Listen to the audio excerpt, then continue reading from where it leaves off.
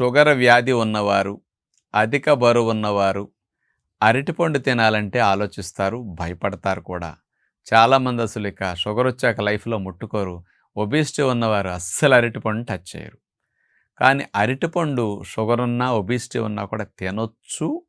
కానీ ఎలాంటి పండు తింటే మంచిదనే విషయానికొస్తే దోరగా అరటిపండు ముగ్గుతుందే అన్‌రైపెన్ బనానా.